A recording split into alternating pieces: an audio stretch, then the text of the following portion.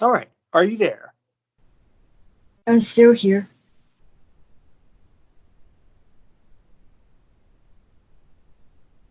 Yeah. Are are you there? Yeah, I'm still here. It's just that Okay. Voice View screen reader told me you were recording. Okay. All right. Good. Good. There's some distractions right now.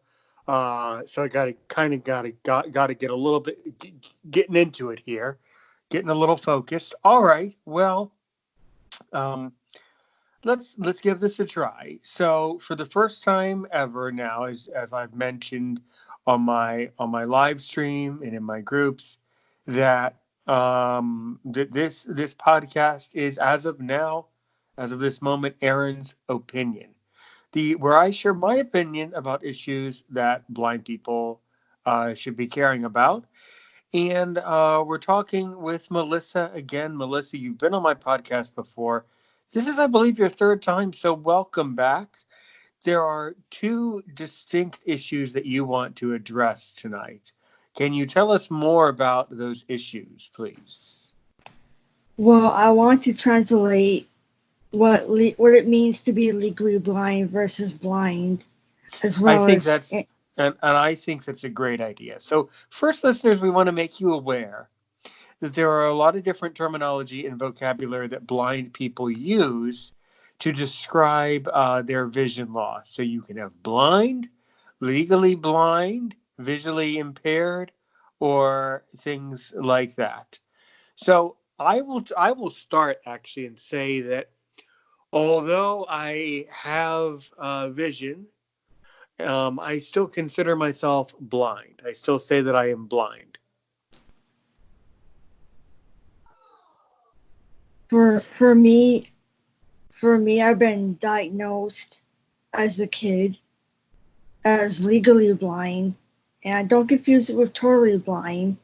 It So basically right. So Melissa, can you tell the listeners of Aaron's opinion? What is the difference between legally blind and things like that? Can you try to define some of the differences?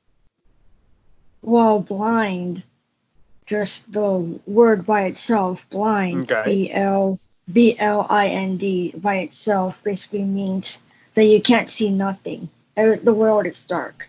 Right. You cannot see anything. Exactly.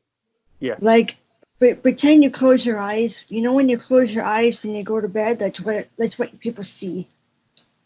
Even though Very their eyes are open. ex excellent. Perfect. Okay. So blindness is where you cannot see anything. It's just dark. But you Yeah. know, there's something really interesting that you said, which is that yeah, Legally blind. right, right. And hold on, guys, let's get our yeah. You said something. You said something interesting, which is that if you're blind, you cannot see anything, which is true, Melissa. But the other thing that is true is that if you other blind people, when asked, what do you see?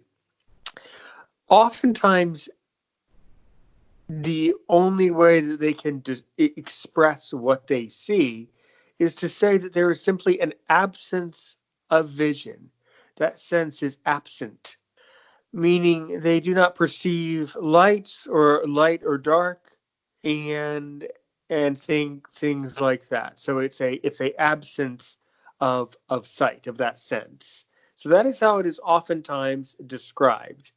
Okay. So now, Melissa, can you tell the viewers what does legally blind mean?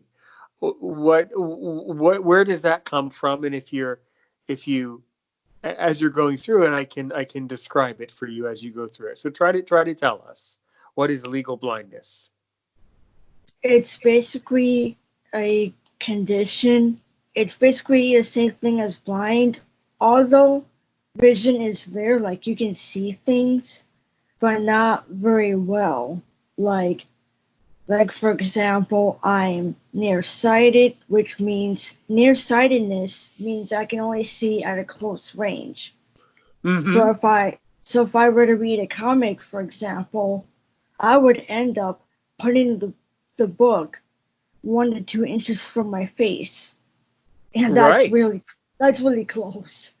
That's Um, exactly. There you go. Really well done, Melissa. So you're doing really well with our opener to Aaron's opinion here, expressing these different classifications of vision loss as it relates to things that we would do during our day, whether it be sleeping, or looking at a magazine or a comic super up close like you just explained.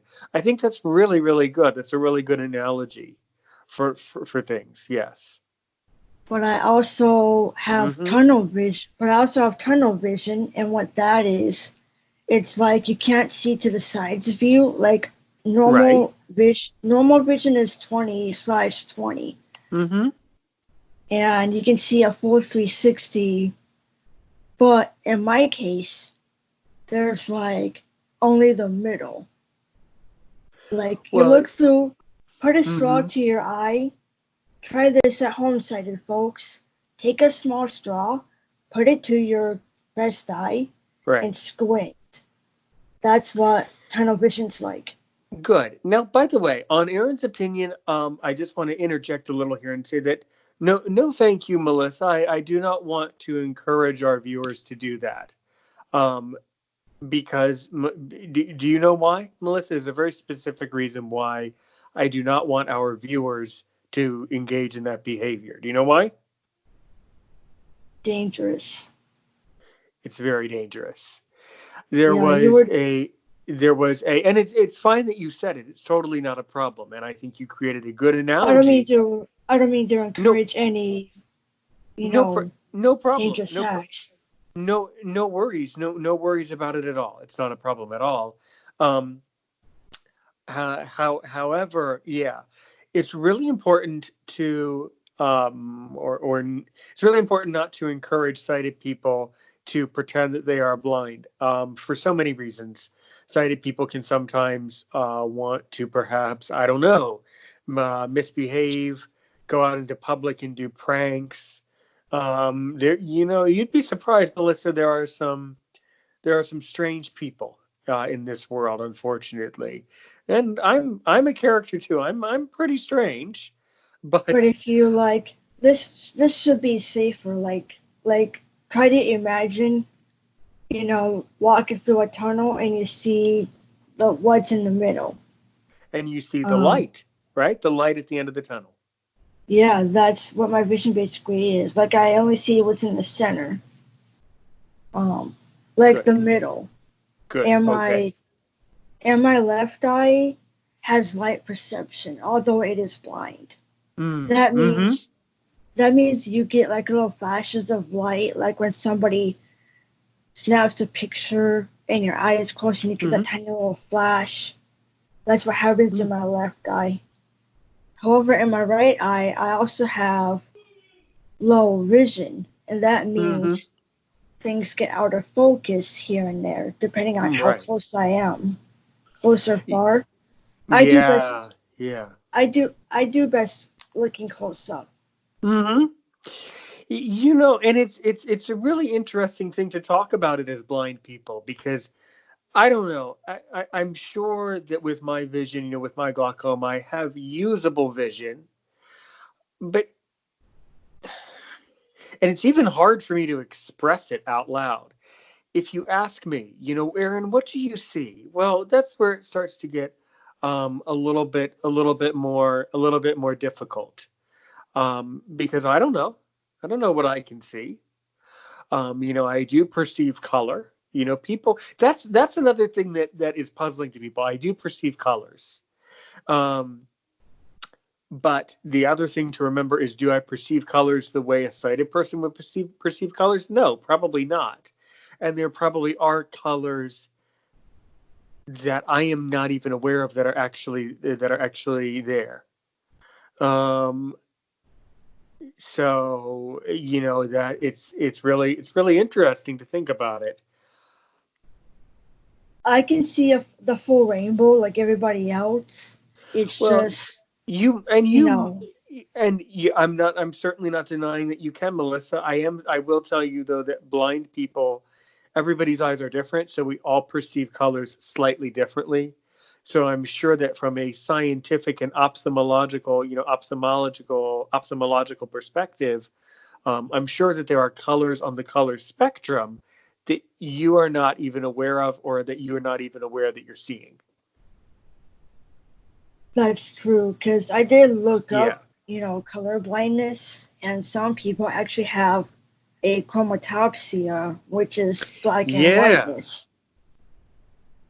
Yeah, actually, a lot of people have color blindness, and then there's some people who are.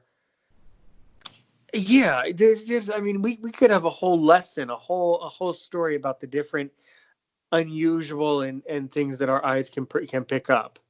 But there is that there yeah, color blindness. That's actually quite common, more common than you would perceive or would think. I'm so Yes, glad I don't. I'm so glad I don't have color blindness. The only blindness I have is not your being able to blindness. see straight. Yeah, it's Right, not being your able to see blindness. straight. Right. So I, Yeah. I think I think this is an important point, that the blindness that a blind person has, or their perception of sight that they have, is only true to them. It's only their perception of what they perceive to be true. You know what I mean, listeners? Do you know what I mean, Melissa? It's not. Yeah.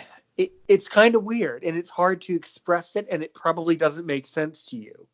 Um, and if it doesn't I make perfect, tried. yeah, I tried to. I tried to make what I see videos on my YouTube channel to give a sense of what my vision kind of looks like in both eyes. Um, okay, but right, good. And guys, those are great videos, by the way. But Melissa, my philosophical point, the overarching argument, is that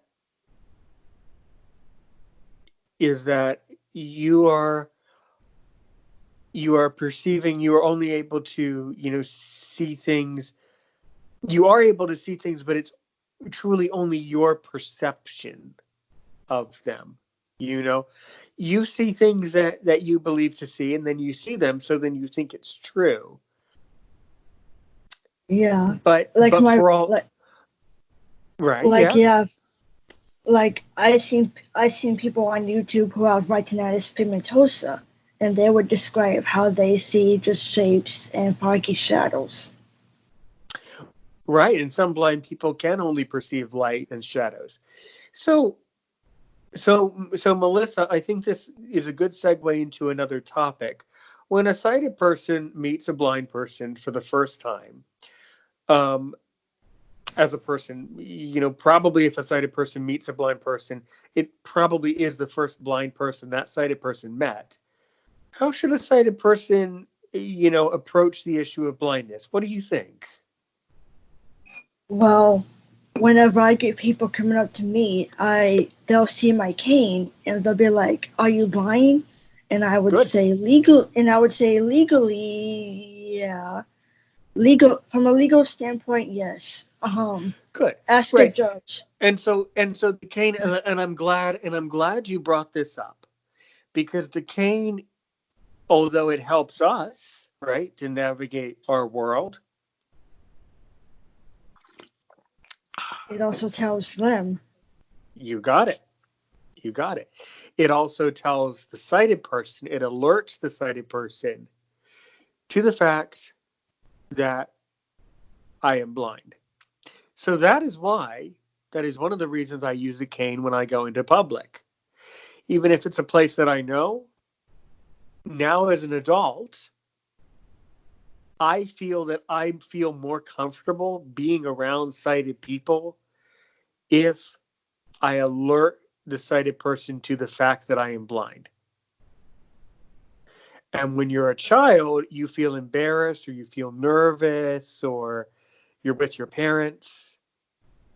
That was But me as a kid. I was nervous right, and to I was extend my too, cane and I out. Yeah, and you probably were, and I think I was, and most children are, because they're afraid of what sighted people think of it. Is what it amounts to. And I don't think, in my opinion, I don't think a cane is a stigma. If anything, I think it is in my opinion, it's a sign that the blind person is being respectful of the fact that other people can see them. So I think it's kind of good, in my opinion, guys. I think it's good etiquette. If you're blind, and you're walking around in public, please use a cane. As far as Aaron, from Aaron's opinion, is concerned, my opinion, please use a cane. Please tell sighted people. It's a good way to tell them, hey, excuse me, I'm not going to bother you, but I can't see you very well, so no problem. It's a good way It it's also an appropriate helps. way of telling them. It also helps if the person. It also helps if the sighted person can't speak English. That's true too. That's a very good point. Yes. Yes. Good. Like if Exactly. you can't speak, like if you are English and the sighted Mm-hmm. person is like say Spanish or Right. German, Right. and Right. you can't communicate I'm Mm-hmm. blind or don't know how to say I'm blind in their native Mm-hmm. tone, you can just extend your cane out and they'll go, oh, or in Spanish, I would, yeah, Or you know what I would definitely you know where I would definitely use my cane 100% of the time. Guess where? malls. No, on Pandora, because I'm concerned. You see, I'm concerned about the native Pandorans. I'm worried. I don't know how to say that I'm blind in Navi, but I know that if I use my cane, they would probably understand. See, so in the future, if blind people go to other planets, we should still bring a cane. Yeah, bring your cane to Coruscant so the Jedi know. Right. Yeah. Yeah. You should always use a cane, whether you're on Earth or if you're in France or you're on another planet. You should always use a cane for sure. Wow. Well, I think this is a really strong opinion that I have, that I think as I have grown up, I think I kind of have appreciated the fact of being open and telling people about certain things that are going on, you know? I'm starting to So, get that way.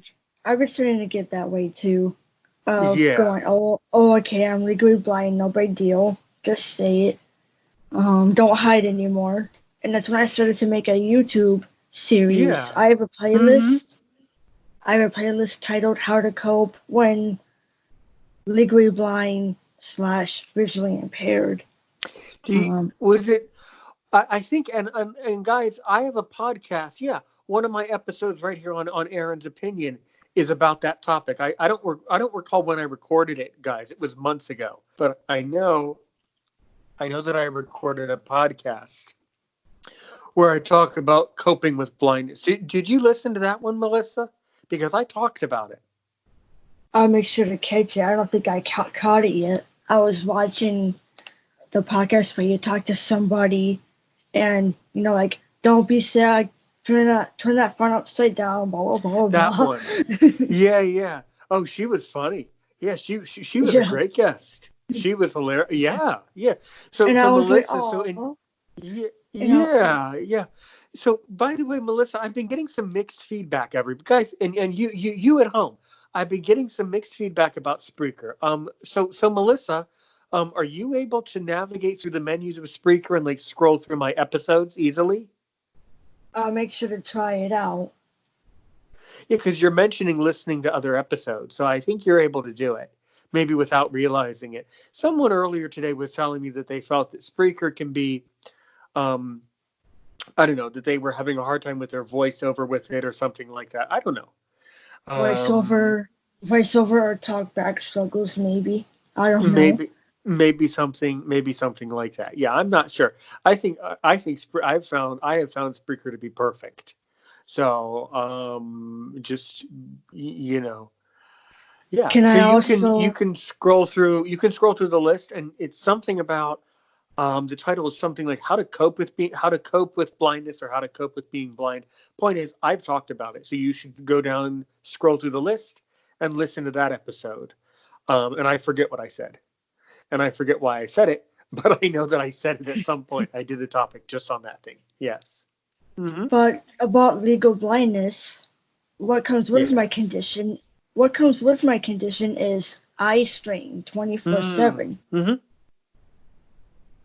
And there's points where I have to take ibuprofen, which is a pain relief pill, to relieve it, Right. or take my glasses off for a few Mm-hmm. minutes at a time and take an eye break and let my right eye rest and be blind for 10-15 minutes.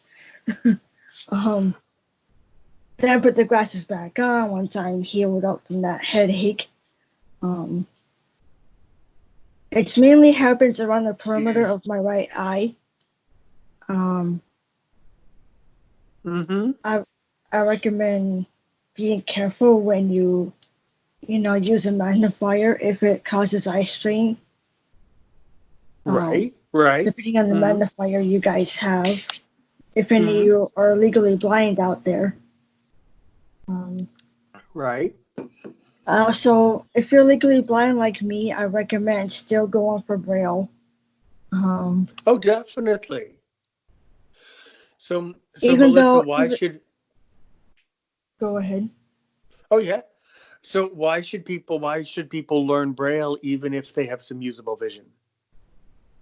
It'll avoid a strain headache as well as taking the stress off of your functional good eye, be it left or right, in my case right, and Right. bringing it to your fingertips. Mm-hmm. Even though I learned Braille in middle school to high school and could see the Brailler because it was close to my body, Mm-hmm. but but my vision teacher taught me how to navigate through my fingertips because they're so sensitive. Um, plus, I also learned how to navigate without having to use my right eye too much with her. Because when I played that Type to Learn game, she challenged me to not look down at the keys. Melissa, look straight, look straight. And I would be at first like, huh? Why? Mm-hmm. And I would cheat, look down at the keys, or try to, and she'd be like, look straight. And and I'm like, why? And she's like challenging me. And then I realized, oh, she wants me to type without using my right eye, probably, or letting my Mm-hmm. yeah. She's probably teaching me how to type in a non-visual manner there. Now that I think Yeah. about it, 26 years later, because she was really challenging me and pushing me to not look down at the keyboard as we were playing Type to Learn together, Mm-hmm. and that was hard. I still And want good. And I think that I am someone who was encouraged to not use my vision at the right time and to use it, for other things that were appropriate. So if you have usable vision, you should never be afraid to use it, but you should always learn the, non-visual way to do the activity. You need to be able to do both, actually. Hmm. yeah, because in high school the brailler I was still able to use even though I broke my glasses in the accident. I still remembered where all the Oh keys were yes. Hmm. and where the new line key was, where the backspace key was, and yes, there's a backspace on the brailler. Duh. If any of you use a brailler, you know where the backspace key is. Hmm. Um, and even though after the accident I couldn't see the brailler, just a blob of, color, because it was all crazy blurry, like blurry to 1,000. Hmm. Where like, yeah, it's like where I'm literally walking through a thick fog and everything's blurry and hazy and colors are still present, but just not in focus. And Right. Right. yeah, and my blurriness without glasses is to the mega extreme, to where I'm practically blind. Um, It's not a matter of practically either. See, and that's the interesting thing. It's not a matter of practically being blind or not. I mean, you're blind. You're it in the blind and feels visually impaired support group. You're blind. Okay. There's no practically. it feels like it without my glasses. Um, Well, who cares? Who cares? You're blind. Who cares? This is the I whole I point. know. Who cares? And what happens if you are practically blind or practically not? Why do you want to be practically, right? Well, well, I always had a wish in life. I always had a wish in life, which was to be able to see. And Right. I would always beg my mom for trying again with another eye surgery, and she was like, "Melissa, not a good idea. I wouldn't do that. Your vision is irreparable. 3 years enough. And plus, I don't want you going through pain. Just learn Yeah. to cope. Yeah. Just learn to cope and deal." It's And really important. It's critically important to avoid surgery of anything in life because the trauma, yeah, and this has been researched a lot more lately, and it's been a lot more well known and understood that the trauma that our body, not having nothing to do with the person, the trauma that we go through as our body and as people in surgery is severe. And the eye is an incredible. By the way, I am not a doctor.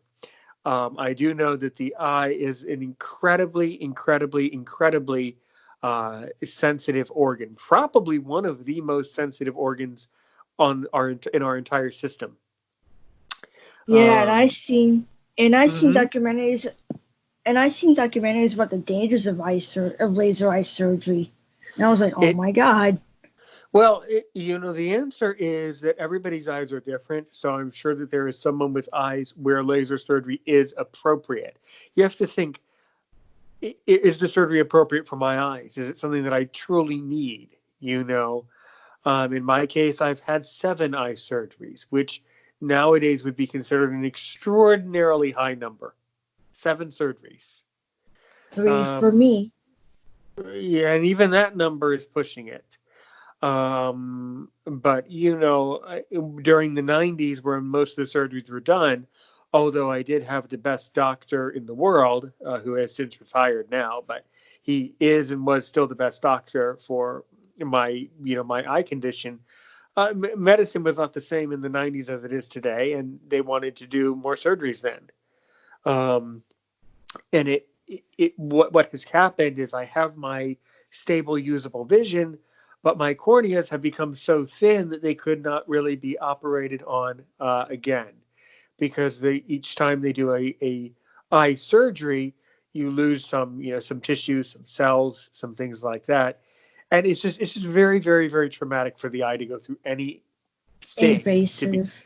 anything that involves a surgical equipment touching the eye or things like that. It's just very traumatic for the eye. So As well as invasive. Which is why I'm yeah, not having another one. yeah, right. So I mean, so guys, listen, if if you're a parent and you're listening to this, to Aaron's opinion, and you have a child who's blind, and you're wondering to yourself, well, do they really need the surgery or not? The answer is, I would talk to the doctor, is what you need to do. What you also need to think is my child really living a normal functioning life? If they're using their cane, if they're learning Braille, if they're doing really well, then again, I just have to be professional, Melissa, because we're moving towards a larger platform. I have to be more careful with how I phrase things.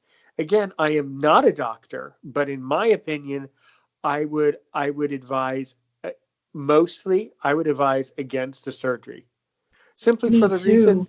simply for the I reason that you don't want to put your child's eye or your eye through that stress, unless it's 100% necessary. If it is, then go for it. It's great. We have amazing doctors, in ophthalmology, and we have amazing technology, and that's all fine and well and wonderful. But none of those things negate the fact that we're still people. We still have organs, and our organs, especially our eyes, are incredibly sensitive. And this is something that is truly understood a lot better now than it was in the 90s when I was going through it as a little boy. Of course, when you're a little guy, you don't worry about stuff. You don't notice. You can't say. You can't express things. And so, I don't really have much of a memory of it. I don't remember truly being bothered, but I'm sure that if I had been an adult at that time, I'm sure that I would have been bothered by those types of surgeries. And I'm sure that it is painful when you wake up from the surgery. I just, when you're a child, you don't think about that. So, I have no perception of, if it hurts or not. I guess it hurts. I don't know. I don't know. For me, But yeah. Mm-hmm. for me, I had like three. Mm-hmm. The left eye failed and the right eye succeeded a little bit, giving me 2200 vision, Right. which is what my acuity is. Mm-hmm. If not a little under, I'm not sure, but it is somewhere around 2200. Right. Right. And I have recently decided against further eye surgery, like a fourth and fifth and sixth. I said, no thank you to my eye doctor. No, as well as my mom also said no thank you. Good. I want Good. her to Because live. yeah, you got to, at some point you got to just go about your business and say, what, that's just how my eyes are. Live your life. There you go. Live your Don't life. don't dwell on cure this, cure that, cure this. Accept your disability for what it is and live. Look, pushing for a cure is not living. That's beautiful. That's brilliant, Melissa. You're 100. You explained it really well, Melissa. You explain it in a very direct and a very understandable way. Pushing for a care, it's not living. Just live. Yeah. Cool. Live your life. Live your life. Yeah. Yeah. I think I want to call this episode "Live Your Life." How about that? Yeah. Like how to accept blindness or something. Well, no, I can't. No, that title I've already used a title similar. So no, this one I'm going to call live. I'm going to call "Live Your Life." Live your life. That's a cool title. Live your life. I also wanted to talk about inhaler accessibility. Sure. Again. I didn't even think we'd be talking about eye surgery, but that was a really good philosophical discussion about that. But yes, you also, so everybody, Melissa has been telling me on several occasions, she's been basically complaining to Aaron's opinion, to Aaron's show, that there's been a lot of problems with her pharmacy and different pharmaceutical products that she wants to tell us about because they just are not accessible. Melissa, I know you mentioned it last time, but can you kind of go back and really nail it in? What's going on with these inhalers? I have severe asthma. Like if I do strenuous activity like running, exercising, jogging, or if I walk for way too much and way too long, like long distance walking, like down 5 blocks and back, I'll be out of breath, huffing and puffing, hunched over, holding my knees with my hands, huffing and puffing, hunched over, and that's when the wheezing starts.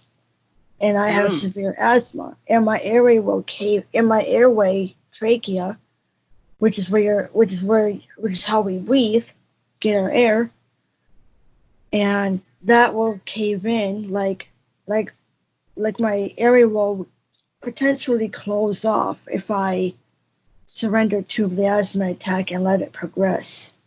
However, I always pocket my rescue inhaler, which, if I take it quick enough, it will stop the attack. Because what happens in an asthma attack is you can breathe in, get air in your lungs, but you can't exhale or get air out of your lungs during an attack. That would be a problem. So so what this comes down to is you can't breathe. Yeah. Mm-hmm. And to be able to understand my medication, I have to be able to read it. Rather, it's allergy medicine because I also have seasonal nasal allergies. Yeah. Now, by the way, Melissa, I'm sure you've checked. So it's important when you're blind to be sure that your eyes can take the allergy medicine. Some of the allergy medicine is not okay for blind people to take. So when you're blind, you need to research that and make sure that with your eye condition, you're allowed to take that particular medication for allergies. I know that I am not able to take the allergy medication with my eyes. It's not good for my eyes. Me, I'm thankfully clear to take allergy medicine because I just have a prematurity-induced legal blindness. Right. Like I don't have retinitis pigmentosa or anything like that. Mm-hmm. Mm-hmm. But if you do, I would talk to an allergist about, if it's safe to take this medicine because I have retinitis pigmentosa, blah, blah, blah, blah, blah. What do I do? Right. Right. Mm-hmm. And or worse, if you have Aaron's condition, I would sure do the same thing. But in general, reading my medication is pretty tricky. I have to put the medicine so close to my right eye that I'm literally sitting there or standing there, either one. But I'm either standing there or, in some cases, sitting there, straining, to try to make out what the warning label as well as the product name says. The product name is the most important, like for certain medicines. If you guys have a brailler, I would suggest braille labeling a medicine, its name, as well as how many pills to take. Right. Right. By the way, Melissa, we were interrupted by a robocall, a very polite person who goes by the name Potential Spam.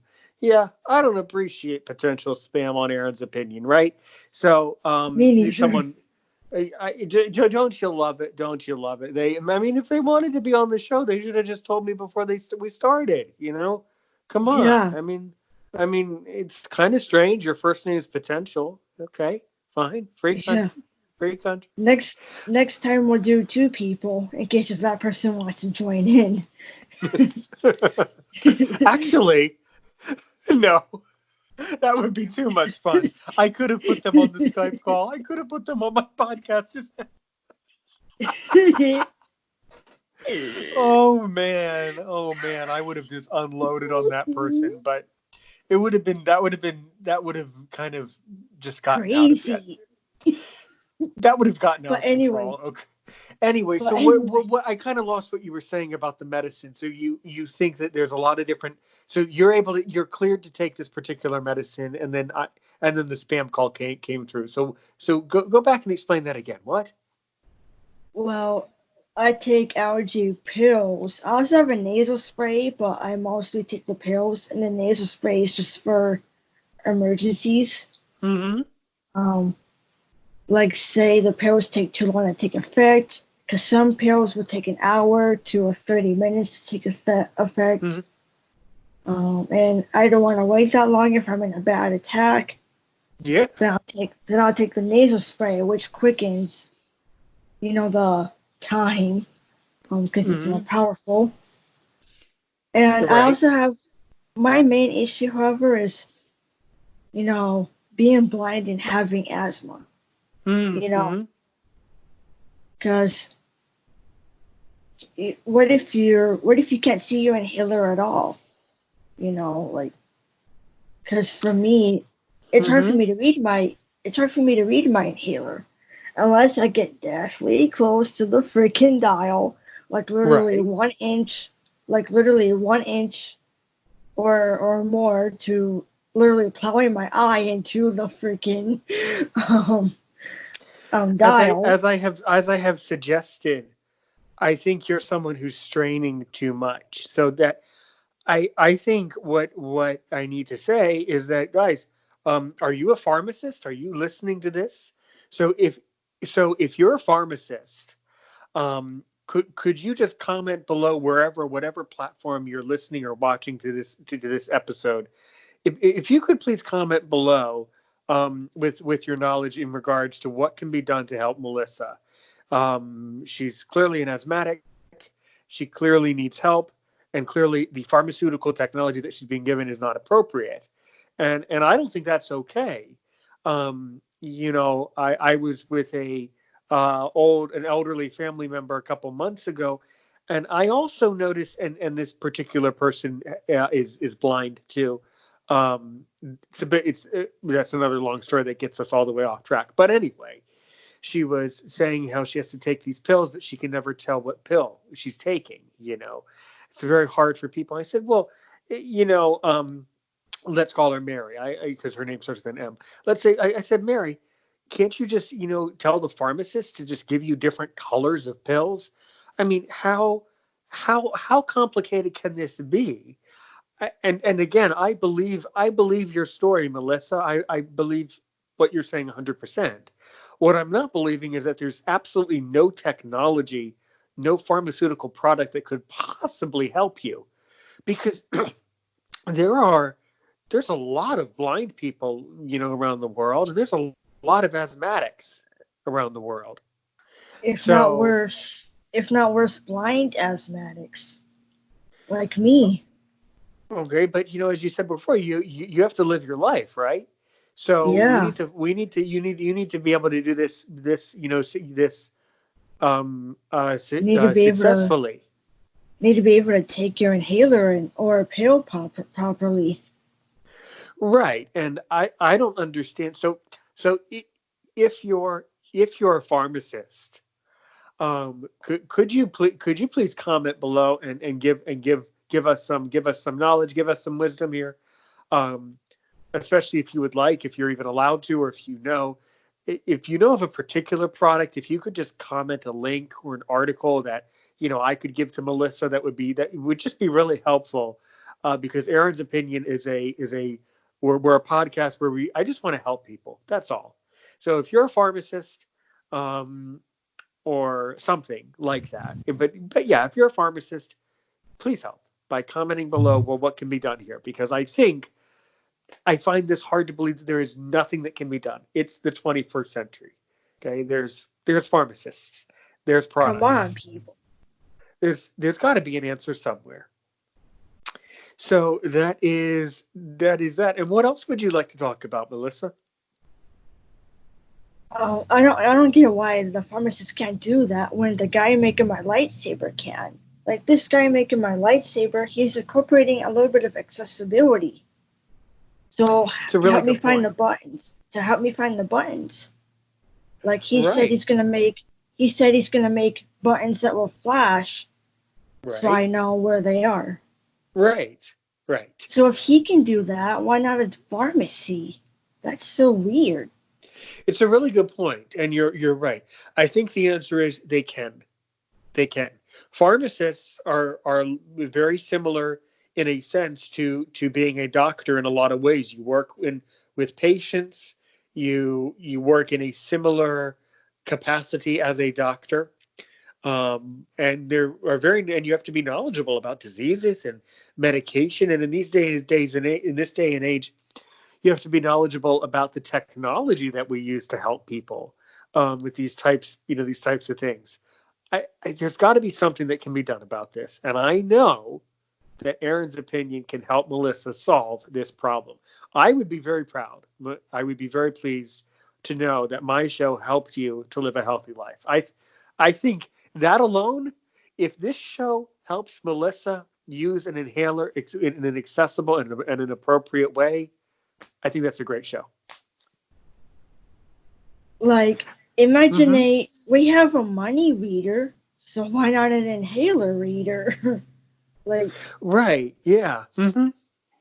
And do any of you blind folks use a money reader? I mean, I do not. I've heard a lot about it. I think it's something that is less common and seen as, obsolete these days, because fewer and fewer people are using money, or using physical currency. Me, I would put the dollar bill up to my face, or the $10 bill up to my face. Yeah, don't do that for a lot of reasons. Don't do that. Straining. Money is not very clean. True. But it's hard to read it at a normal distance sometimes. I would go to the cashier, because I went to the mall with my best friend one time, and I wanted to buy a gift card for my mom that was mega cheap. I won't say the price probably, but it was mega cheap, and I had enough on my budget. and I went up to the cashier, grabbed out my money, and I made a mistake of putting the dollar, the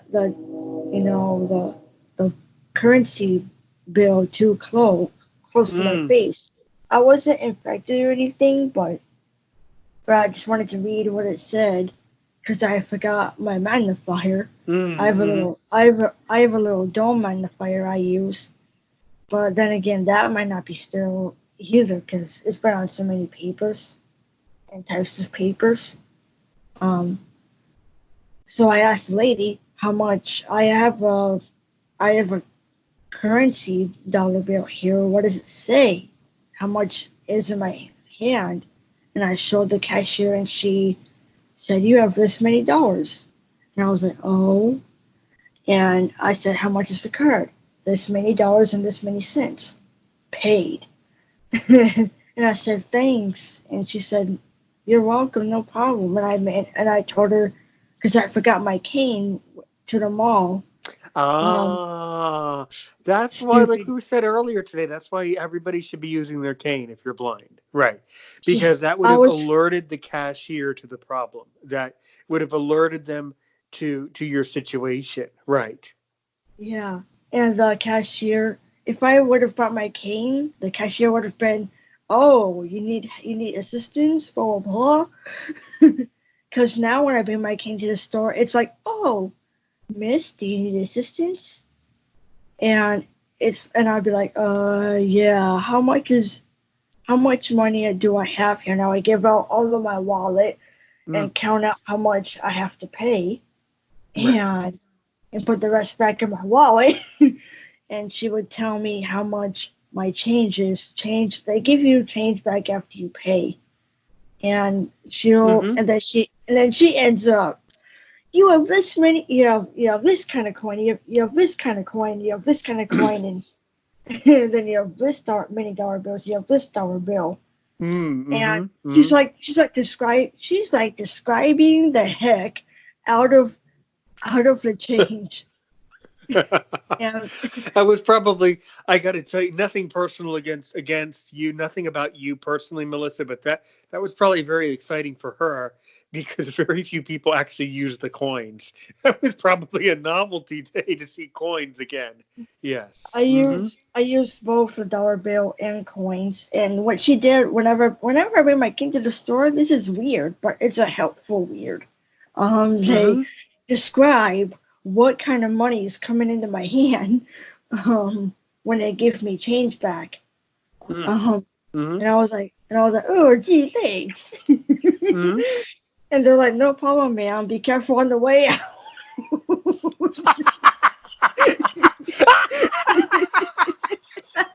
Wait, they actually said that? Be careful on the Yeah. way out. Sometimes they'll say it like if there's a big crowd up ahead. And Okay, that's sometimes just when I, okay. So I'm sorry I laughed. That's you meant it in a very humorous way, right? yeah, at least it'll cheer some of you guys up. To know that shopping blind isn't all that bad. Um, That I got to tell you that is hysterical. Be careful on the way out. I think it depends on how they say it, but I think that's kind of cute in a way. That's kind of a silly thing to say. I think that's meant well. I would it would but at depend on my least, mood, but I would kind of smile about that. Yeah. but at least she warned me.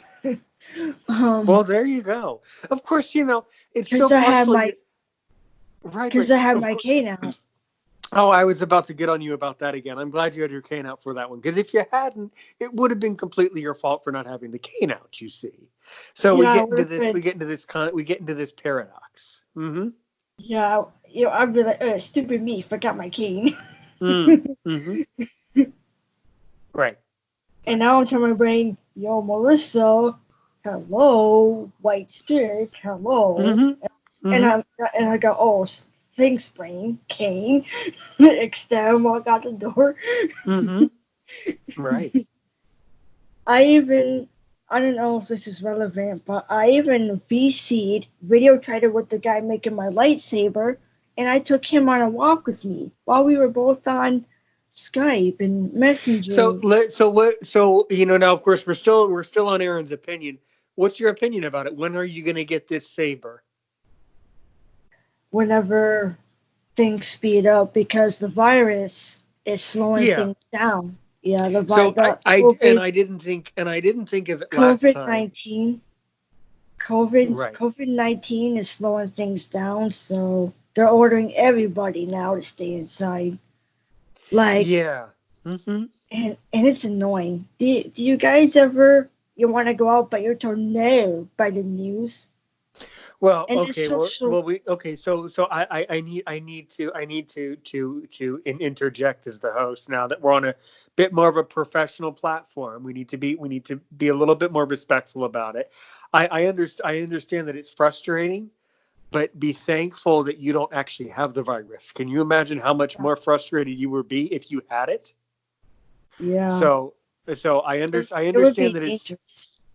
I understand that it's annoying, but we just need to be glad that we don't have it ourselves. Yeah, just Hmm. pray every day that things slow down and keep watching the news and keep social distancing 7 feet apart if you do go outside and Right, wash your hands. right.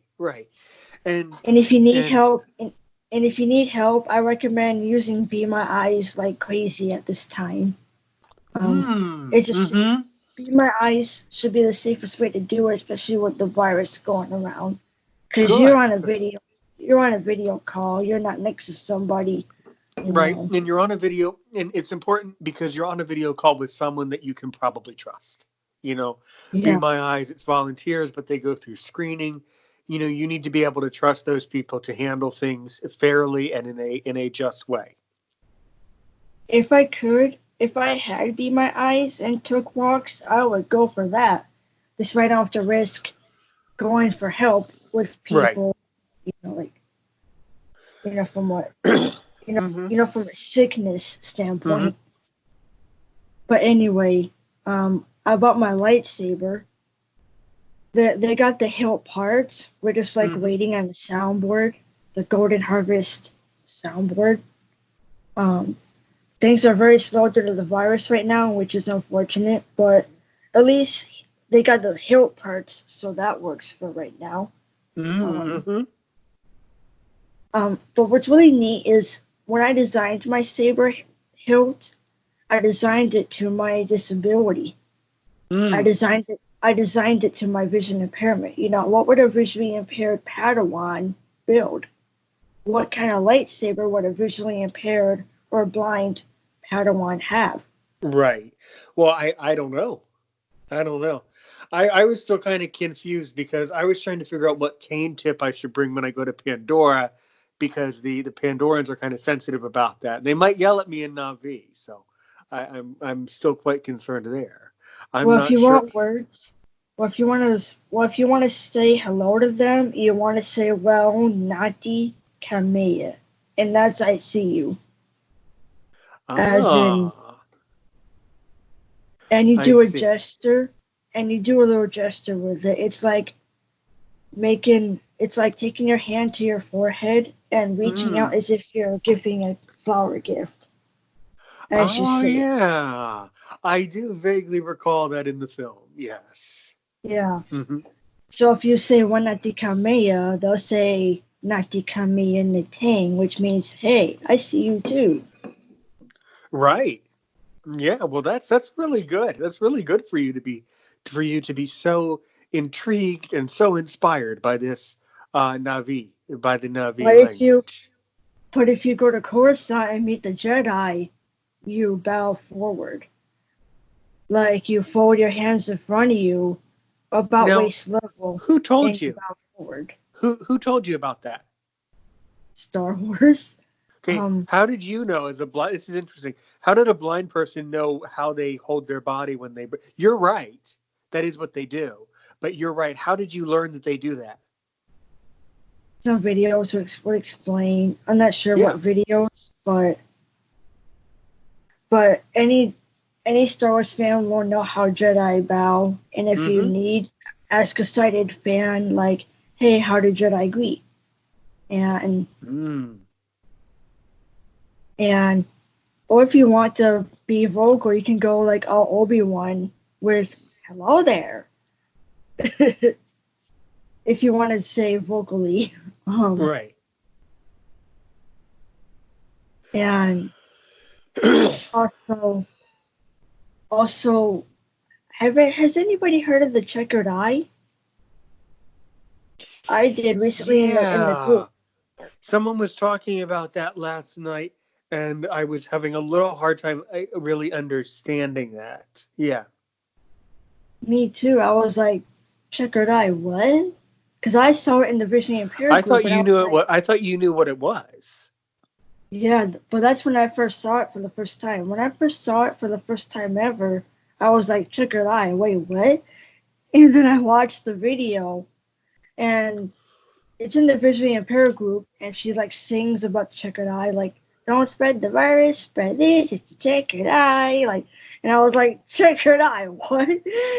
And then I rewatched it over and over, looked up on YouTube, what the heck the checkered eye means, and I was like, oh, somebody in the 2000s came up with it.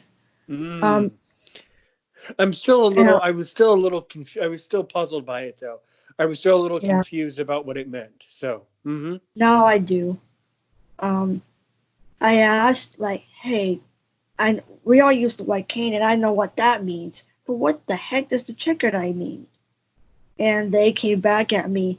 It means the same thing as the white cane. And I was like, how?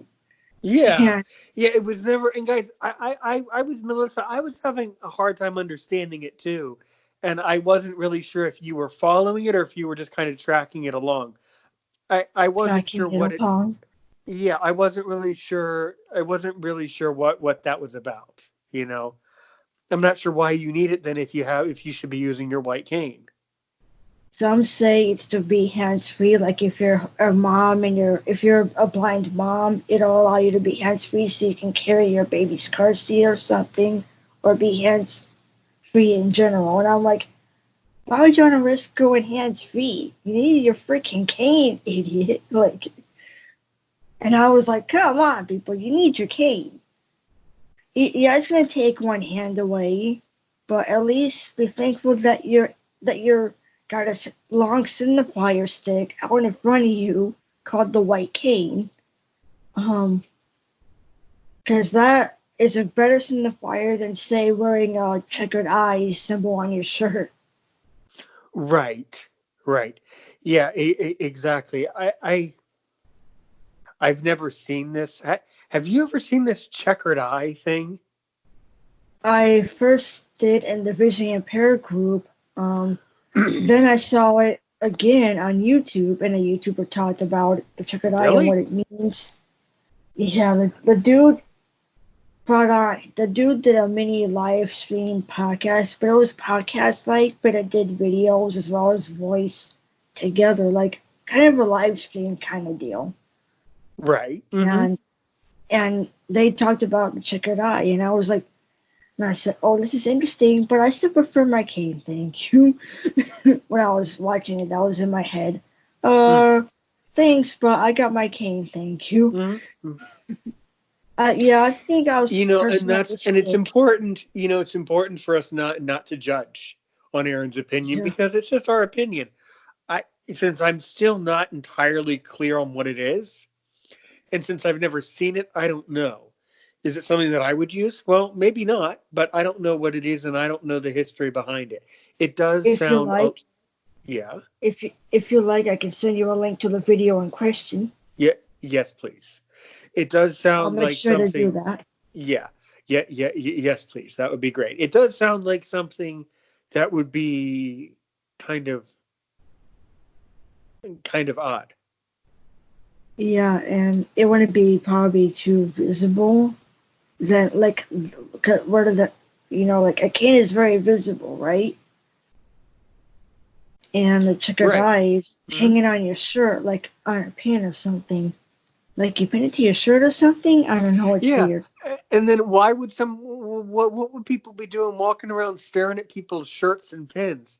Why would somebody Yeah, notice that? I think yes, please send me the video where it's explained. because I need more information. I need to learn more about it, but I don't understand that myself. Okay, so maybe if I I learn more about it, I understand. can put it into perspective. But yeah. I understand. I understand the confusion because I still have my head spinning too. You Mm-hmm. know, I prefer my cane. This Right. looks a little difficult to see, even Mm, to a sighted person. They right. might not catch that. Mm-hmm. So I don't know if this is your guys' taste, but I just kind of prefer my cane because it'll be out in the open and people can see it from all angles except from behind. But whenever they walk to the left of me or to the right of me or in front, they'll see my cane and be like, "Oh, you need help," or "Oh, am I in your way?" Mm, That's the best advantage about a cane. mm, It's it's out in the open, so to speak, and you're swinging it around. So that's also you know I've been before I got my cane in school. I would always use my hands a mm. lot, left hand more because my left side is more blinder than my right. Left eye is totally blind. Right. Yeah. So I would extend my left hand out like crazy. This was pre-K. I would Mm-hmm. pre-K Melissa would extend my hand out, trailing with my fingertips, and my friend would be like, "Melissa, what are you doing?" Mm-hmm. And I'm like, "Kind of navigate here," or in Right. my kid logic, trying to feel my world here. Um, that was my kid logic. If that were to happen now, I would say trying to navigate here. But since I got a cane, I don't have to worry about that habit anymore. Mm-hmm. Unless I'm inside the house, because the house I know, Right.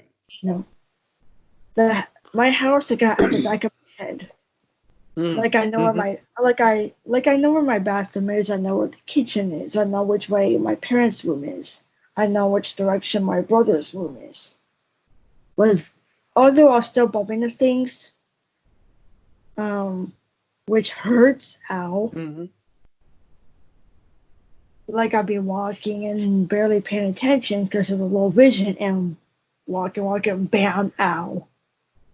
What hit me? What the heck was that? Mm-hmm. That felt painful. It felt like metal forward.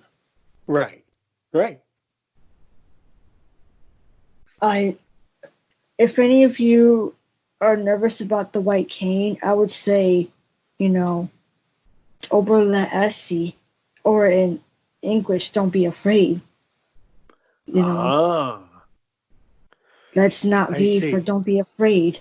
Mm-hmm. Oberle my throuple. Don't be afraid, everyone. Mm. Mm-hmm. Steve Rocco, rise to the challenge. Mm-hmm. You're really you should you should learn French and other modern languages of our planet. Mm-hmm. Don't worry, I got a little bit of Spanish and like I got a wee bit of German down. Auf Yeah, that's Wiedersehen, which yeah, is that's good. and Auf Wiedersehen means goodbye, catch you later. Right. And and I know a little bit of French. Bonjour, Mm-hmm. hi, Mm-hmm. oui, yes, Mm-hmm. and no. Don't Mm-hmm. know any others though. Right. But Spanish I know a little bit more, like Mm. hola, ¿cómo estás? Which is, Yeah. hey, how are you? Right. And don't be afraid in Spanish is, no temos, no fear. Oh. Or the traditional no temple gupus, which is don't worry. Mm-hmm. Mm-hmm. No temple gupus, mis amigos. Don't be afraid, my friends. Mm. Because I had a friend in gym class who only spoke Spanish. Like she came to Mm-hmm. America. Like she came to Right. America from her native state or country, and she only spoke Spanish. She was Spanish native, based on her, English wasn't her first language. And we met. I couldn't talk to her properly, so I extended my cane out as a warning, uh, to say, "Hey, I can't see here." And Mm-hmm. and she was like, "No te preocupes." And she asked for my name, and my friend would translate what she was saying, and I would say my name. Nayamo Melissa. My name is I'm Melissa. Mm-hmm. And that basically Nayamo and your name means I'm blah blah. And your Right. I'm and your name. Right. Or in Like French, we put it in a different context. In French, we basically say, I call myself is what it translates to. Je m'appelle is what we say. Yes. Or what's like in French, what's your name? Like comment vous appelez-vous? Like what do you call yourself? Yes. Mm-hmm. this is So every similar. language has a different way of expressing the idea. Yeah, this is similar in Navi too. Like Welu Ciel Melissa, which is I am called Melissa. Yeah, and you know why that doctor set it up like that? Probably. To make it seem like more otherworldly, I guess. But Yeah, to but the make it Navi seem are more aliens. right, but probably the doctor speaks French. Oh, but he's a linguist in general. Like he made the Navi language. He used to work at a university, which is where he studied his language skills at, Right? and that he went to the director of Avatar. I don't know if I should. Mm-hmm. I don't know if I should say the name here. I probably already did. No, Uh, well, let's not say. Well, if you did, let's not say it again, though. Okay? oh, oops, if I made a mistake last time, but I'm not I sure. wasn't. I'm not sure, but But this is the official. This is the truly the first time that this is being launched as Aaron's opinion. So we do need to be, as I said, we do need to be more cautious as this starts to expand into the universe. true, Hmm. because who knows? This can go out to the whole galaxy, and Jedi could be listening. What if the Navi? What if there's some Navi kid who's sitting at their computer listening to this thing right now, even though it's not posted, even though it's not published? I don't know. That's They, an interesting paradox. Interesting thought there. yeah, but the linguist who made the Navi language, he went to the director for Avatar, Mm. and he was like, the director was basically asking for help on how to make this language for the Navi in the movie, and he and this linguist doctor comes out of nowhere.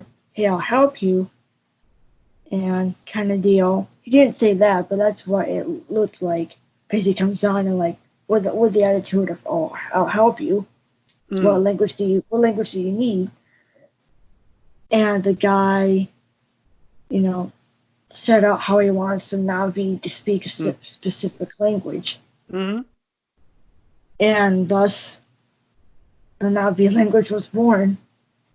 Right. The Right. actors, the actors had to learn it. They had to have training, of course, like to learn the syllables, Mm-hmm. the how to speak it Mm-hmm. before shooting.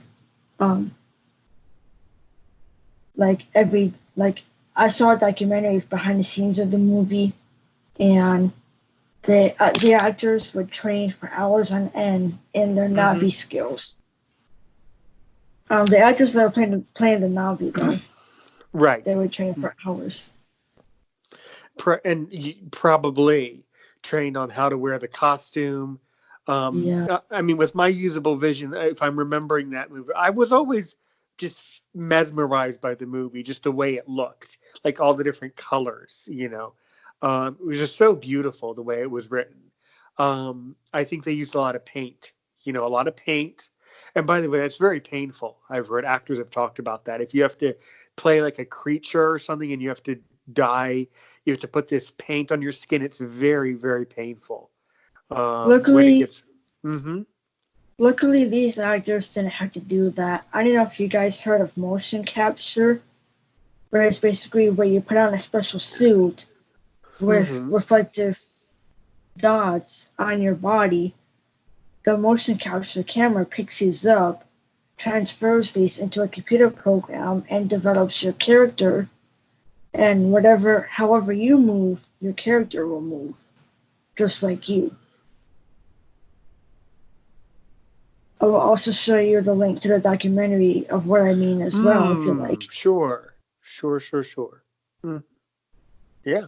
Good. I'll make sure to do that. Yes, I would be pleased to learn more about that. That would be really good. Mm-hmm. Um, I don't know if there's any other blind nerds other than me and maybe Aaron, but I like Star Wars and Avatar. Mm-hmm. I don't know what you guys like. Put it in the comments of this video. What your Mm. fandom is. Yeah. So if you're blind, but if you're a fan of something else, we at Aaron's Opinion want to hear about it because it's really, really important to include blind people from around the world who have different ideas about what is a good thing to be, a fan of or interested in. So I want to learn more about that. Mm-hmm. Like for me, I love Marvel, which is Spider-Man, Hulk, Captain America, Mm-hmm. and Star Wars, which is Luke Skywalker, Obi-Wan Kenobi, Darth Vader. Mm. I don't know what Aaron likes in the fandom. I would say that I am an Avatar fan. I would say that I am fast. I was always fascinated by that movie. Fascinated by some other things. Very, very, very, very, very mesmerized and fascinated by reptiles and snakes and turtles and beautiful creatures. I'm fascinated by animals, yeah, especially snakes, and turtles and things like that. They're very beautiful. Mhm. That sounds scary to me. Oh, you don't Um, want a snake? Oh, I had a uh, coupon. uh, you need to be careful with the the venomous ones. Yeah, you do have to be knowledgeable about knowing which ones to keep and which ones not to keep as a pet. But Yeah, I don't know. There are like people that keep the venomous type, though. Yes. Mm-hmm. there's special specific laws and guidelines that you have to like follow Yeah. if you do Yeah. Your this. state, your state where we I mean, I secretly know what it is. I know that your state right now is having a lot of issues with laws about this topic. So yeah. Mm-hmm. Yeah, America's going cuckoo crazy. But you know what else is a good philosophical thing to say? That's actually very accurate and very true. The notion What? that in 1776, the notion that a bunch of farmers was going to overthrow the most powerful king and powerful army in the world, that was a little cuckoo crazy.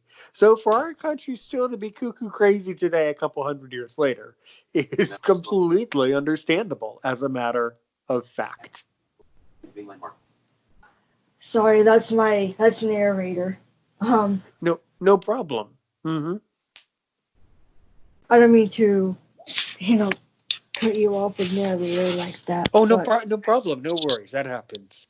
Yeah, my voiceover interrupted me with the with potential spam and other calls coming in like that. Yes, but off that and I on think it'll is be what. like, Yes.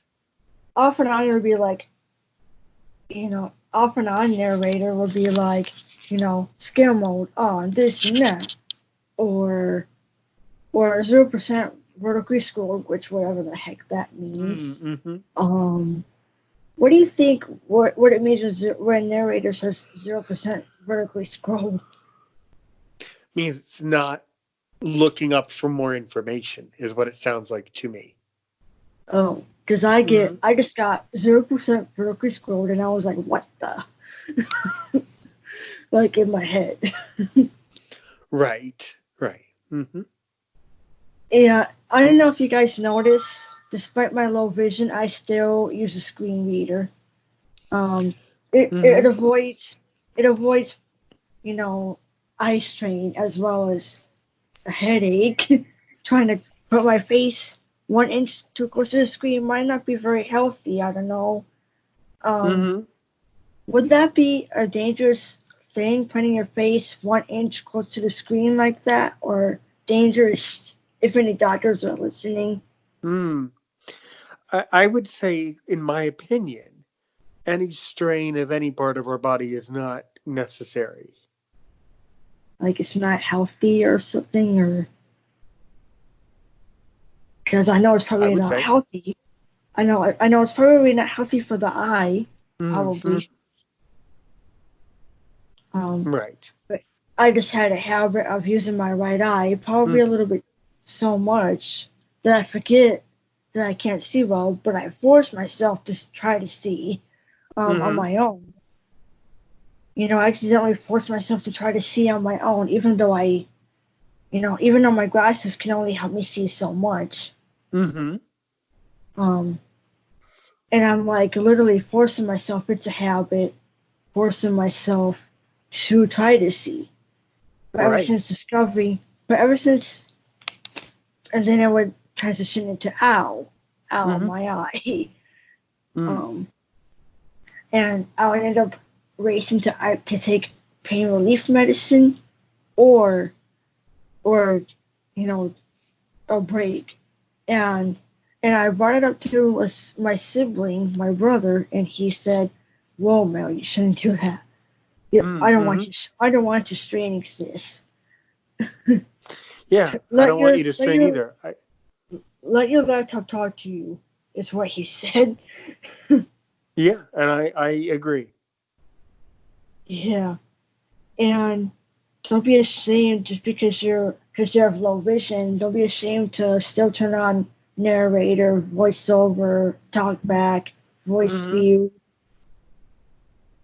And ever since talking with Aaron, he kind of helped me open up to some misconceptions of legal blindness.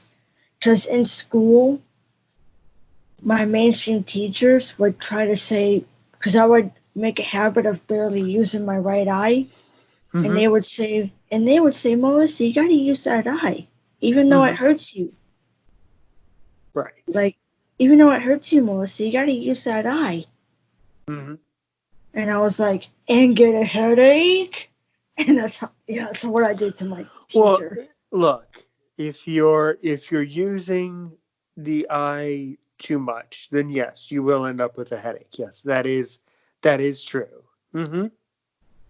Because I would get headaches a lot in school, like in reading class and math class especially, because you have to look at the board and the little whiteboard you have. Um, I would have to look at that, and I would be squinting to what the teacher put on the board, and I would squeeze my hand up, my left hand high to the sky, and she called me and she's like, "Yes, Melissa, anything? Can I sit in the super front? Mm-hmm. Can I move?" Yes. Yes, they should say yes.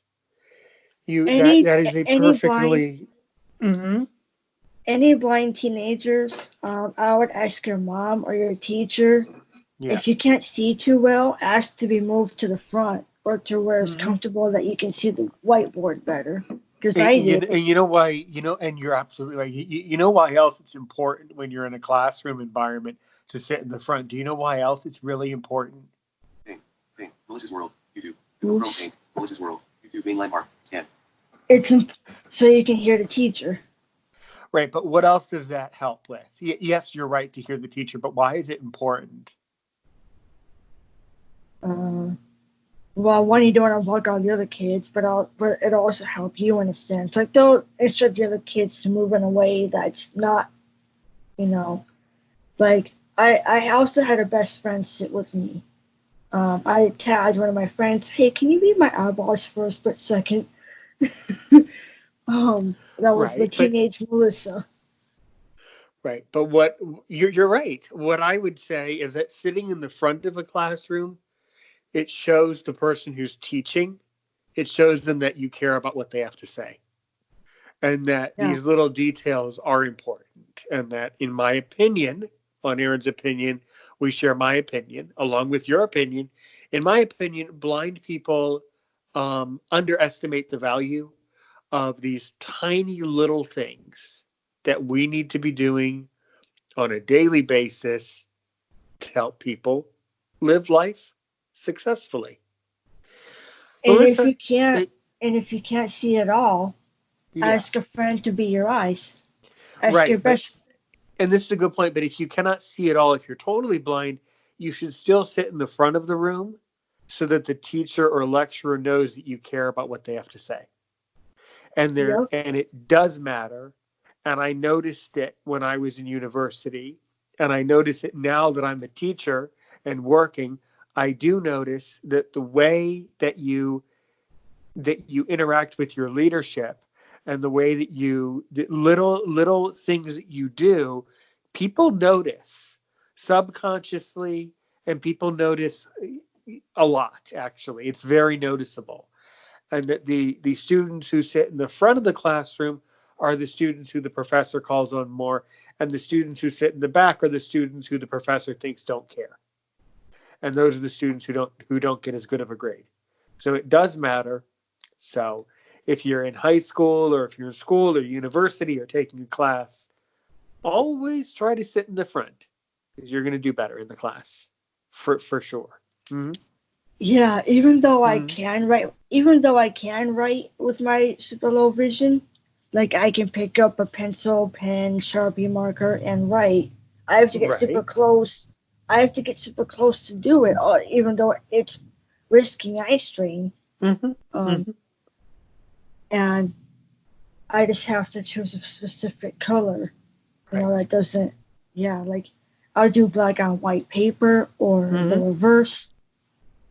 Um, and the thing is kind of same with inhalers. They have a little black background with a indicator that in white, like the percentage of your medicine on a black background with white numbering. Mm-hmm. And that's really tiny, and I can Mm-hmm. barely read it. I have to get my face 1 inch close, if not plowing my eye into the freaking. Mm-hmm. Yeah. I do that with writing sometimes. Like I get semi close, and my friends are wondering, Melissa, you falling asleep? And I would be like, and I would raise up, no, I'm trying to write. Yeah. Mm-hmm. And my vision, and I loved when my vision teacher came because she would break out the braille, which made writing so much easier, reading so much easier, I should say. Mm-hmm. Right. Because even though I can write, I just prefer braille because it takes the stress off of the functional right eye, and I don't have to worry about trying to see what it says. Mm-hmm. I can just feel it under my fingertips, Mm. like how I brailled out not V. Like I brailled Mm-hmm. a new word. I brailled Sivako Go in my little braille Mm-hmm. book. Sivako Mm. in my little braille book. Mm-hmm. But I also want to talk about um, How if about anybody. I I tell you what. We do have to kind of wrap up the show kind of soon. So maybe do you want to ask one more good question that we'll pose to our audience, and then we'll kind of wrap it up, because I do kind of have to get going. You're a wonderful guest, Melissa. But in the evenings, it's kind of a I don't long mean to. story. I don't No mean to problem. drag. No worries about it at all. In the evenings, I have less time, and I cannot be recording as much during the day. It's a little tricky here, with everything that's going on with this virus. More of my family members are home, so I need to. Yeah, It's a little bit more complicated right now. lot But this is probably probably probably how it's going to be for another months. 6 months, I'm guessing. So, Yeah. yeah. But do you So want to ask one final question? So, I think in wrapping it up, I think as always you did a great job on Aaron's opinion, the show where I talk about the podcast where I talk about my opinion for what blind people should be concerned with today, and you did a great job. do any of you fear using screen readers even though you wear high-powered glasses like me? Or I think your question is there anyone else out there that strains their eyes as much as Melissa does when they know that they could be using screen readers but prefer to use their eyes? I think that's the question, right? Yeah, somewhere around those lines. Yeah. So Melissa, the answer that you should give to Aaron's opinion is yes, Aaron. That's exactly the question that you want to know, right? Yeah, I don't mean to mumble jumble my words. Well, I can straighten them out for you. I can unmumble, and unjumble your words that were mumbled. All right. Upper jaw is kind of formed funny. Um, Long story, but upper jaw has a little bit of a deformity due to That's being fine. born early. That's fine. That's fine. I'm always pleased to help you to get your message to the world, and to help people live live a happy Does life. anybody does anybody dread screen readers and just wants to use their eye even though you're legally blind? So what do you think, guys? Is anybody out there dreading screen readers? What do you think about how we defined legal blindness? What questions do you have about blindness? If you're a pharmacist, as we said before, if you could get back to us by replying to this video or podcast, get back to us about a particular product that Melissa could use successfully. We at Aaron's Opinion, and I'm sure Melissa would appreciate it. That was a great episode today of Aaron's Opinion. I'm looking forward to the next one. And as I like to say, and as I as I have always said, as I have always said on my show, as I have been saying for months as my, I guess, phrase that I like to end with, thank you for watching and listening to Aaron's Opinion. We'll be back soon. If you want to be on the show, reply to the show, reply to this podcast. Let me know who you are. I'm always ready for my next guest. Thank you, Melissa. Have a good day today and a great day tomorrow.